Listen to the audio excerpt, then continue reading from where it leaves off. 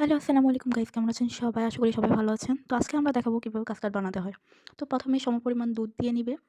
তারপর এটার মধ্যে গুঁড়ো যে দুধটা আছে ওটা মিক্স করে আরো একটু ঘনত্ব বাড়িয়ে নিবে। আর এটা তো অনেক টেস্টিও লাগবে। ঠিক আছে? দেন এটার মধ্যে আরো একটু গরম দুধ নিয়ে নিবে। তারপরে এটার সাথে এড করবে হচ্ছে কাস্টার্ড পাউডার। ভালো একটা ব্র্যান্ড নিয়ে নিবা। ঠিক আছে? তারপর এটা ভালো করে মিক্স করতে থাকবা। তারপরে পরিমাণ মতো চিনি দিয়ে নিবে। যারা বেশি চিনি খাও তারা বেশি দিবে, যারা কম খাও তারা কম দিবে। তারপর এটাকে আস্তে মিক্স নাড়তেই থাকবে। কারণ কাস্টার্ড পাউডারটা দেওয়ার পরে এটা লেগে যাবে। ঠিক আছে? অনবরত নাড়তে হবে। তারপর একটা ঘনত্ব আনে, তারপরে এটা ঢেলে নিবে ঠান্ডা হওয়ার জন্য। আর যতক্ষণ এটা ঠান্ডা হবে ততক্ষণ আরো একটু ঘন হবে। তারপর ঘরে থাকা ফ্রুটস নিয়ে নিবা কিছু। তারপর আপেল নিয়েছি আমি, আঙ্গুর নিয়েছি, কলা নিয়েছি, আনার নিয়েছি। তারপরে আপেলগুলোকে সুন্দর করে কিউব করে কেটে নিবা। ঠিক আছে? আর আঙ্গুরগুলোকে পাতলা করে স্লাইস করে কেটে নিবা। তারপর এর মতো করে আবার এম কলা স্লাইস করে পাতলা করে কেটে নিবা সবাই।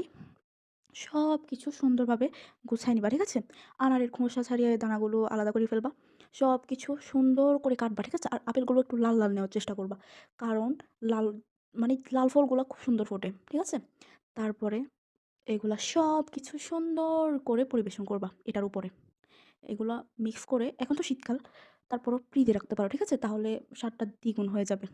আর যাদের ঠান্ডা লাগে বেশি তারা রাখার দরকার নেই।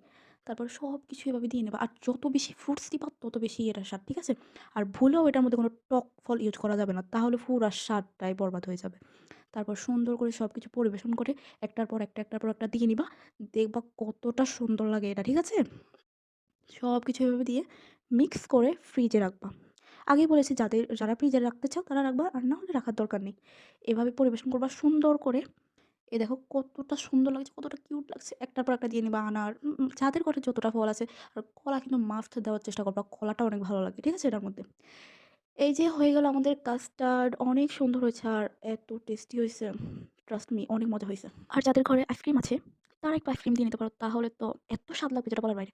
আর যেহেতু গরিব, আইসক্রিম নেই। আর এই ঠান্ডার মধ্যে যদি আইসক্রিম আনি আম্মু জুতা পিটা করবে। ঠিক আছে? এইরকম ঠাস ঠুস করে বানিয়ে খেয়ে ফেলবা। ওকে, খোদা হাফেজ।